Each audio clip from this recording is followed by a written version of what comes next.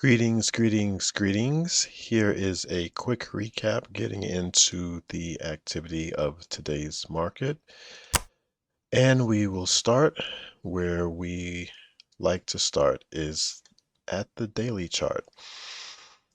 The story that the daily chart tells gives us an indication of how the intraday trading will go.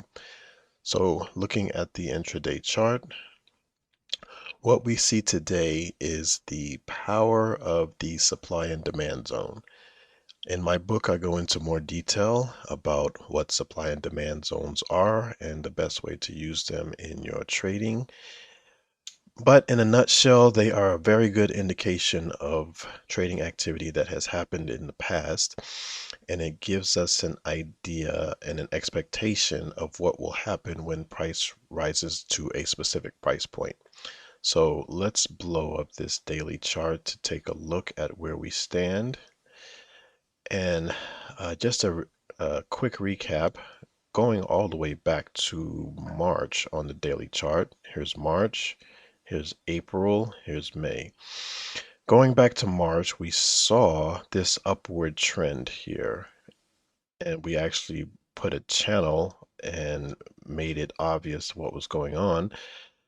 However, as the trend ran up to this supply and demand zone right here, which was formulated by this attempt to break through back in September, another attempt to break through here in the end of November, another attempt to break through here in February, and the attempt to break through that we are on right now, which is May 10th.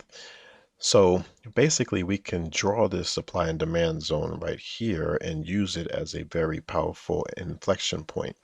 So what does that do? After we see this upward trend being broken and the market going into the mood called congestion, and again, in the ebook, we get into more of the 7 different market moods. We can see that this market mood is definitely congested, and we can look at the beginning of this congestion going all the way back to around April 24th, April 22nd, when it failed to break through this zone. So even though it's been going sideways, it's been channeling one time, two time, and then today was the third time bumping its head up against this zone. Some chartists would call this a head and shoulders. I would call it the market trying to break through a supply and demand zone, and we don't know if it's going to be successful or not. The head and shoulders traders would say that on the third attempt is usually when it is a clear indication that the bears are not going to be able to take the market through that particular zone, and then it's going to they're going to lose control and the market's going to head back down.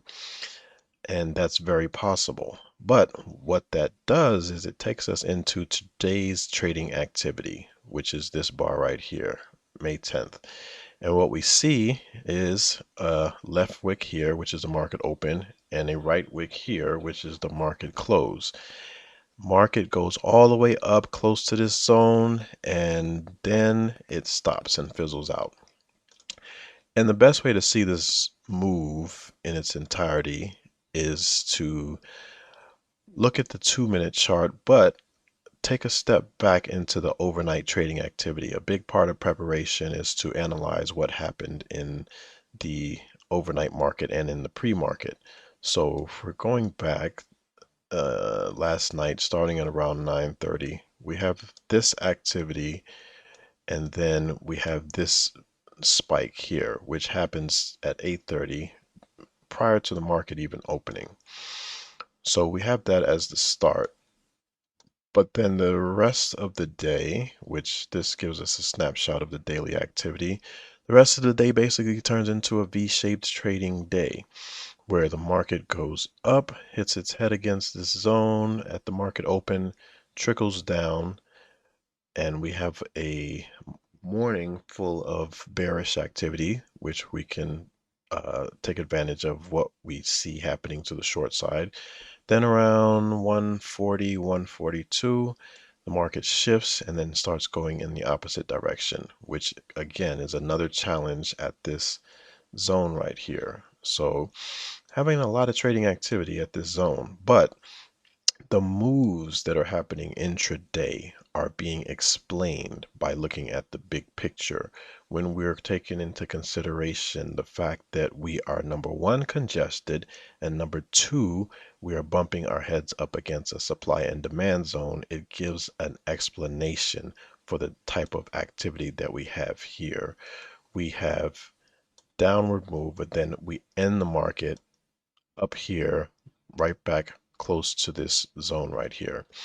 So the interesting consideration now is whether or not the market will be able to break out of this zone. And we don't know, but we can use the past to give us a story. And what the story does is it allows us to adjust our trading style for that particular moment. Again, as we've been speaking about the last number of days that we've been in this congestion right here, when the market is in the mood called congestion, there is a opening up of our money management. In other words, since we know that the market is not trending and it's not moving in a large number in one direction or another, it gives us the safety to increase our lot sizes. So those are decisions that we are able to make based on our knowledge of what's happening within the market.